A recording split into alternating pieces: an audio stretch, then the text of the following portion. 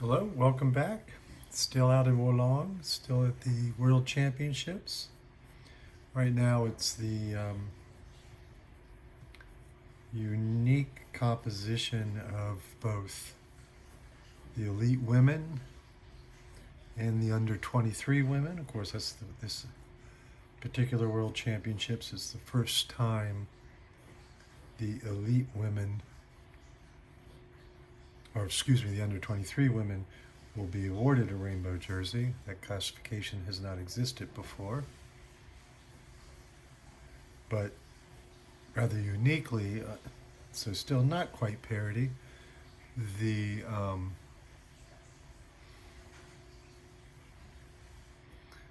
men have a separate race, but in this case the under 23s are racing with the elite women. So it's sort of an unusual circumstance. And of course the commentators, Anthony McCrossan and Rachel, forgot Rachel's last name. I feel like it was Morris, but I don't know.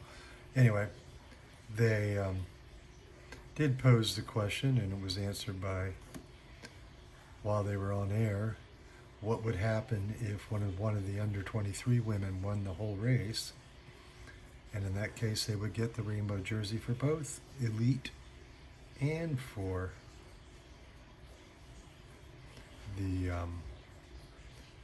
their actual classification. So at this point, the race has still got 85 kilometers roughly. There's a 3-woman breakaway. It's comprised of who I'm drawing right now, Eleanor Beckstead. So while she has what appears to be very much a Dutch name, she does ride for Great Britain.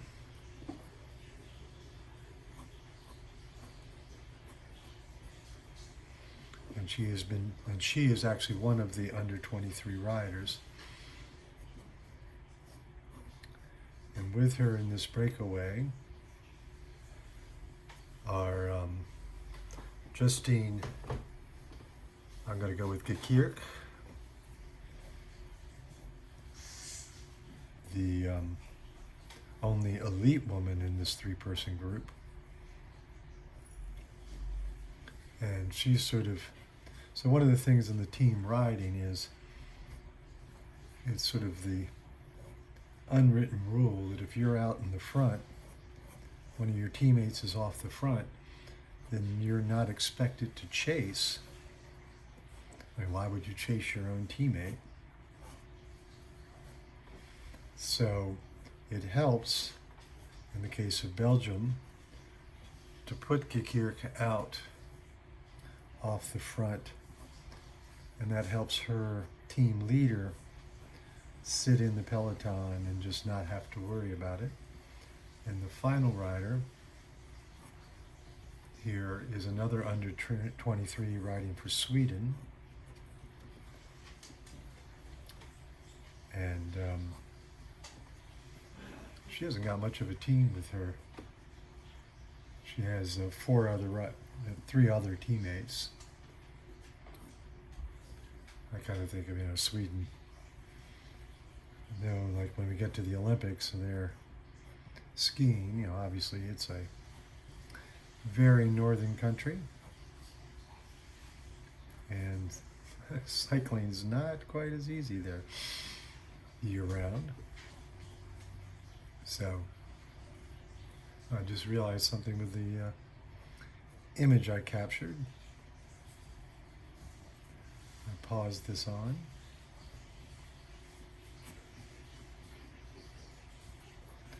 Which will be, so the banners behind the riders.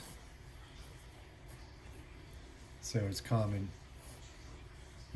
it's always the case that there's fencing. There's actually a requirement that the entire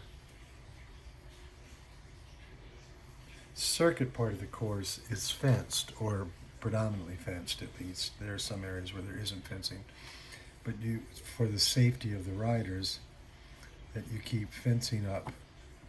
And then once they put that fencing, portable fencing up, they'll put advertising on it. I mean, what a great opportunity, right? So what's going to happen here is this is yellow and this is blue. And what dawned on me, that's what sort of stopped me for a second, was we actually will have the Ukrainian flag as the background for this piece.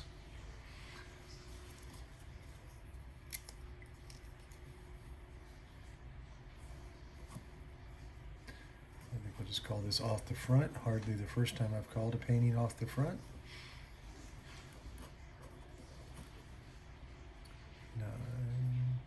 And of course, I'm painting this on Monday, and the race was on Saturday, so I have to go back here and remember the date.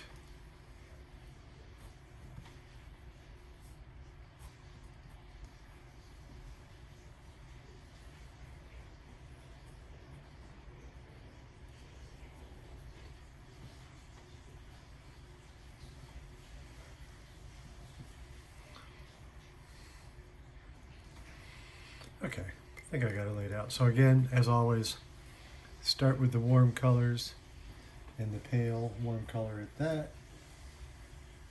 Say it with me, that's yellow.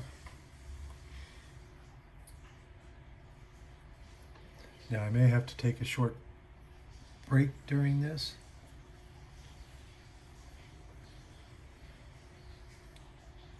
But I can always hit pause and come back to it. So like I say, this piece of the banner is yellow. So it's two different advertisers, relatively obviously.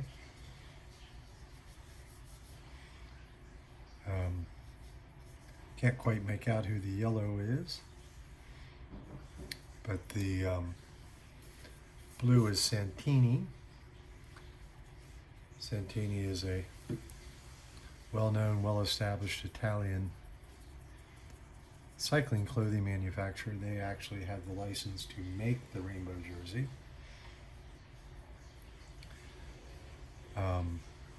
What's interesting to me is that the Tour de France, the jerseys are also now made by Santini, even though there is Le Coq, a French, and actually like the replica jersey I have is from them. So that's the yellows. Now we'll move on into the particular skin tones. Now, because this is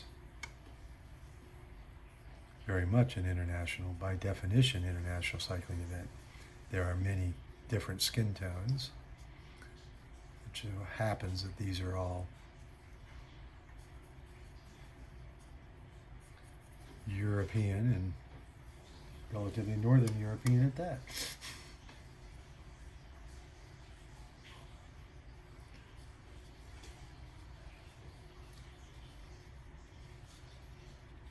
So like I say, just working through, laying those colors in. Seeing I need a little more bike detail here.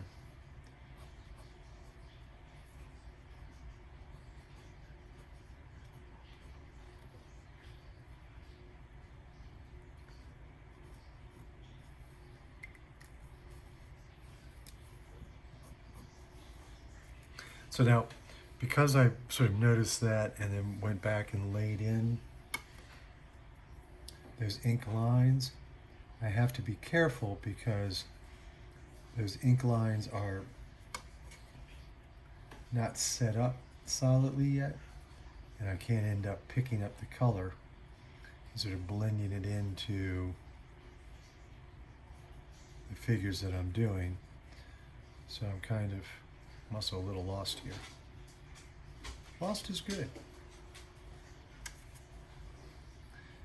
So as you may have noticed, as I did this, I just went with the pen, which is a permanent marker. So no corrections, no erasures. You know, what I've done is what I've done. And watercolor is much the same way. There's really very, very little going back and reworking. You certainly can't paint over like I can in my large stuff. So you have to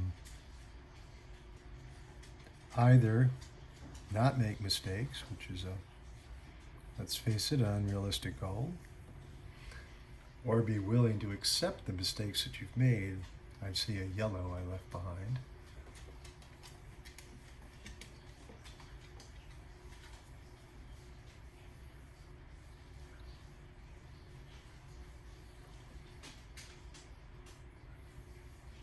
Okay. Wasn't much red, was there? It's interesting. They're all wearing white helmets too. Guess they're the good guys. So now I'll lay in this blue behind here. So we're switching to the cool colors. There's a piece of fuzz on my brush.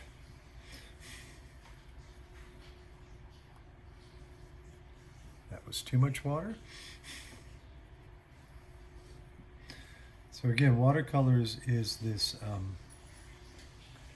balancing of pigment to water to maintaining that ratio. So if you want a more intense color, you're going to have more color and less water.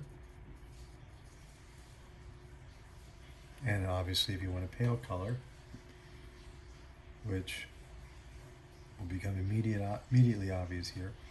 So while the Belgian flag is yellow, red, and black, their dominant color of their jersey is a pale blue. And it's actually a very similar color. So see, all I've done is put a little more water on the brush, and that's what's giving me this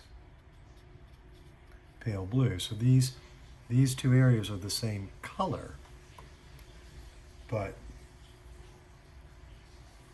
the saturation is different.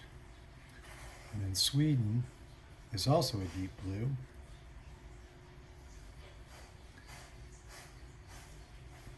And this is one of the things you kind of have to figure out how to balance when you're creating things, because so there's local color, or the expression local color, and local color means the color, it's the color of the object, the actual color of the object. There we go. And sometimes, like, I ended up with these three blues together, and it's like, there's actually a lot of blue in this image, because not only do we have those two blue jerseys, but Great Britain are riding with blue shorts as well.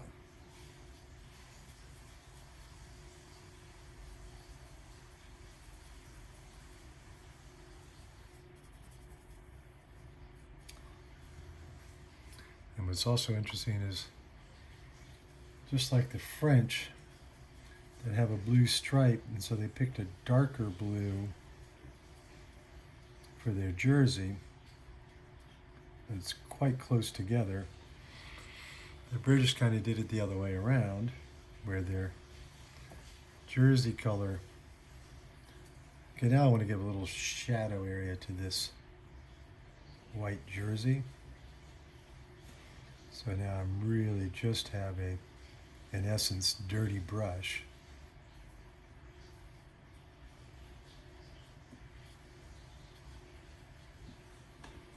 And that's what's giving, see how that gives that some dimension? Now I need the darkest blue.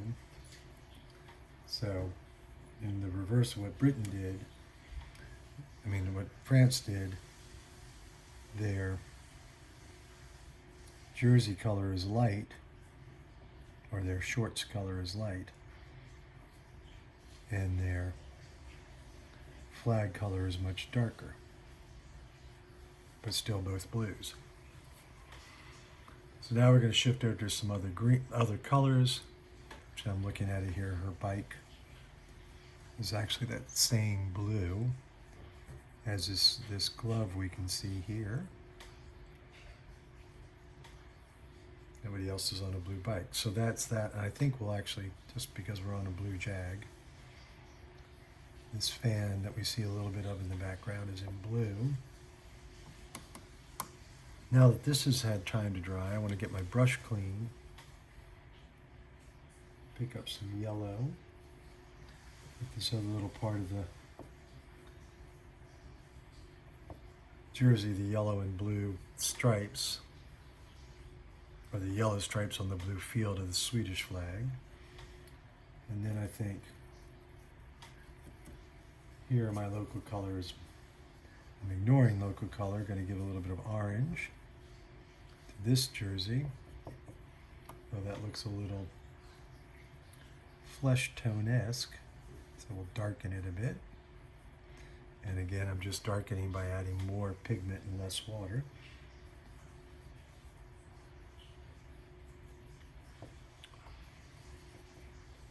And now, just to help myself, because I'm getting confused,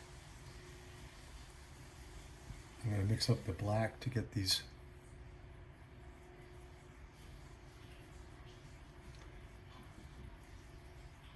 shorts sorted. So this is the leg of the Belgian cyclist and her other leg, so that's the downstroke leg.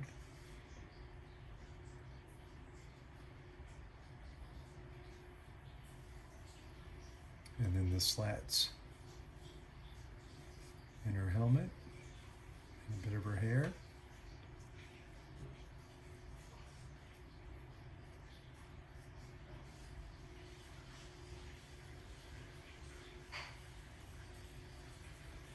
The handlebars of the British rider's bike. And now we'll come back and get these other shorts.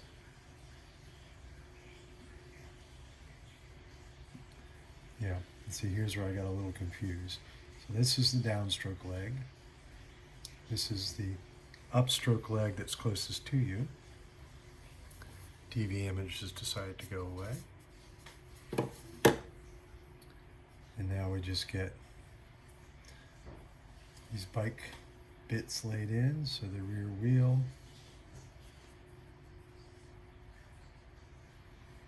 and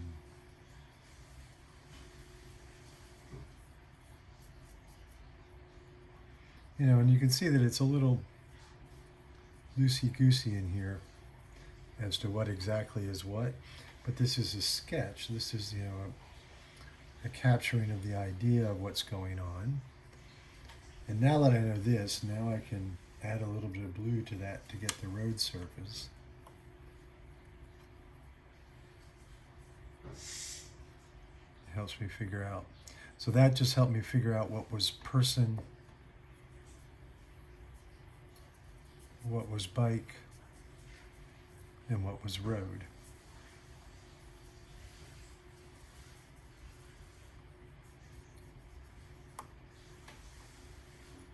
And now, like I said, I talked about the under 23 and elite riders racing together, and what they've done is the under 23s have a black race number, a black background with a white numbers, and the elites are the other way around. And so when they're judging positions and who comes in what, that's how they can easily determine who was racing in what division. Make sense? So just doing little fast final touches on this. Enough time to say make sure to check out all the racing stuff at theartofcycling.blogspot.com. There you'll find direct links through to my website, where you can purchase each of the paintings. Give it a thumbs up, give me a like, let me know what you think. Give me a dislike. You can give me a thumbs down. You can tell me that it sucks. I'm a big boy, I can take it. But I would love to know what you all think. Appreciate you taking the time to look. And I'll see you with the next painting.